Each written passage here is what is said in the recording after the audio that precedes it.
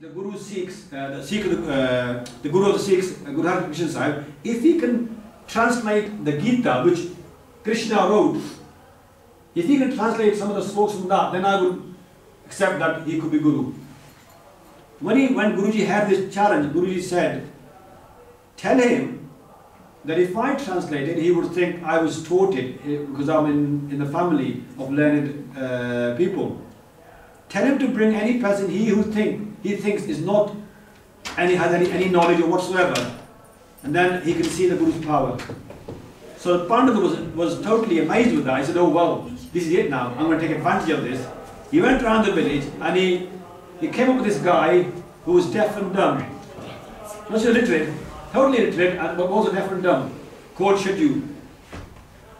He got him by the arm and said, come on, you're going to come with me. We're going to see a miracle.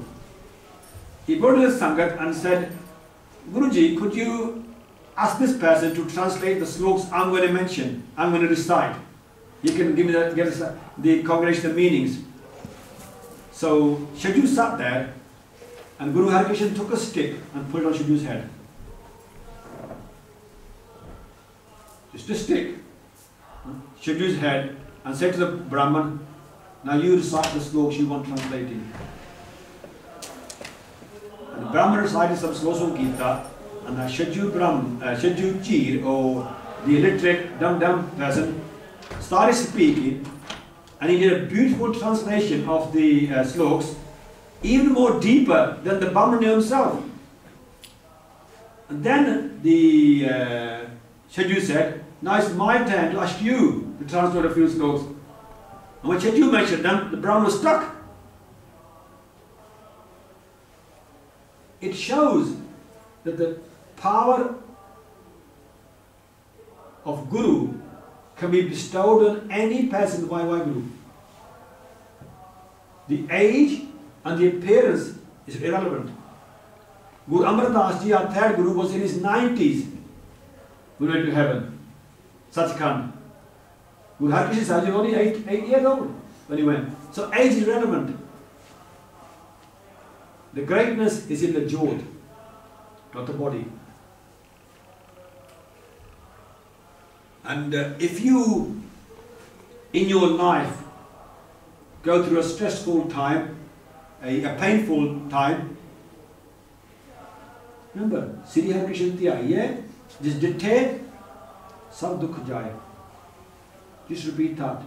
Keep repeating it. And ask for the blessing of Guru Har Krishna Sahib in yourselves. You'll feel the difference in life. The sad part is we don't do it with love and devotion. We just do it from the outer. Live with love and devotion and you'll see the difference. Teg Bahadur Simriye, Kare, Nonid Avetai. Teg Bahadur Simriye. Our ninth Guru. Guru Gobind Singh saying in this poem, remember and meditate upon Guru Teg Bahadur Ji, and then 9 sources of wealth will come hastening to your home.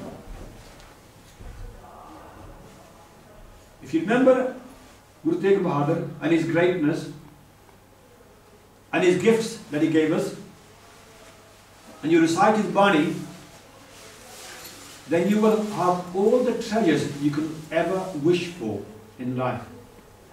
The 9 treasures they're talking about there, right? Khajane mentioned in Gurbani many times. They're sort of, if you collect all the wealth together, gold, pearls, gems, you name it, right? They're divided into 9 sort of categories. And Guruji said that if you can remember with the love and devotion, if you can meditate on Guru Teg Bahadur's name, you could be a party to them treasures. You will be if you do love and devotion. Now, the question could arise, are all Guru Sikhs that rich who do meditate upon Guruji? Are they all millionaires? Right? You could have that doubt in your mind. Remember then, most enlightened Guru Sikhs would not want the treasures. Can anybody tell us why? Why wouldn't you want all these treasure and become a millionaire or billionaire? You don't need it, you don't take it with you when you go. Brilliant. Very good. Anybody else? Sometimes you might get home, you might think. Yes, good point. Anybody else? Vivian? Anybody else? Compared to now, these treasures are nothing. Compared to now, these treasures are nothing. Well done. Very good. Anybody else want to put a view forward? I mean, let's be honest now. Come on. Who wouldn't want to win the lotteries? Buy a big house, big car. Be honest now. Come on. Don't sort of kid me and think, okay, now it's more precious and all that. We know now it's precious. I'm not saying it isn't. Yes, sorry. Yes? If you no, I can't say. Okay, anybody else? How many wouldn't mind winning the lottery or the premium bonds, whatever you fill in? I'm not saying I do, but I'm just saying a lot of people do. How many wouldn't mind winning the lottery? Well, be honest. No, there's no crime being honest. Learn one thing in life. It is not a crime to be honest, it's a crime to be dishonest. If you're honest, then you realize your honesty actually is on the wrong path. And you can correct it. But being dishonest, you'll never realize you're on the wrong path. So there's no harm in being honest and saying, yes, I wouldn't mind it, which means at that stage in life, you don't really fully appreciate what maybe you said. The naam is a million times more precious than any worldly treasure. And if you don't realize that, you don't want it. Why would you want it? Because you don't think it, you don't realize it. It's only when you realize through Guru that actually the only thing that matters is naam. Because that's the only thing that goes with you. The rest can't be taken with you. And there's a beautiful, beautiful example in the Guru Nanak Dev Ji's life. One of his sakhis or stories is that Guruji goes to this town, village. He's outside the village. The Guru usually stays outside the village, sort of thing, and under a tree or under a shade of trees and all that. Mardana is singing Gurbani, and people from the village or town would come there and start listening to Gurbani and really be, drawn in to the beautiful words of Guru Nanak Dev Ji and the heavenly atmosphere. And there came a person in that town, there lived a person called Duni Chand.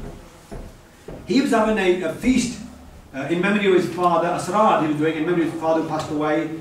Every year he used to do that, and he used to, the feast meant that he used to invite all the holy people and the poor people for that day and feed them as a charitable act, so that he can sort of have something for the next life. And he heard of Guru Nanak Dev Ji as a holy man, so he came to Guruji and invited Guruji to come to his feast. He showed a lot of respect and devotion as well to Guruji. You know, he wasn't a sort of how can I put it, half-hearted person. He was genuinely inviting Guruji, not just sort of for the sake of it. And Guruji accepted his invitation. And when Guruji went to his house, a very rich person, in fact, immensely rich person in those days, he had flags on his house. And Guruji asked somebody, what are the flags for? He said, well, that flags signify how many lakhs of rupees he has. And remember, I'm talking about over 500 years ago now. To have a lakh in those days, 100,000 in those days, meant you were really, really rich. And it signified that how rich he was. And Guruji went in. They show real love and devotion to Guruji, his wife and him. And Guruji said to him, you're doing this feast for whom? He said, for my father who passed away a year ago. And he said, do you believe all this that you do? He said, what I'm doing is I'm feeding the holy and the poor so that my father can get food in his next life, wherever he is. He said, do you honestly believe that this food that the Brahmins have eaten, the holy have eaten, is going to reach your father? He says, yes, I do. He said, well, I've got a slightly...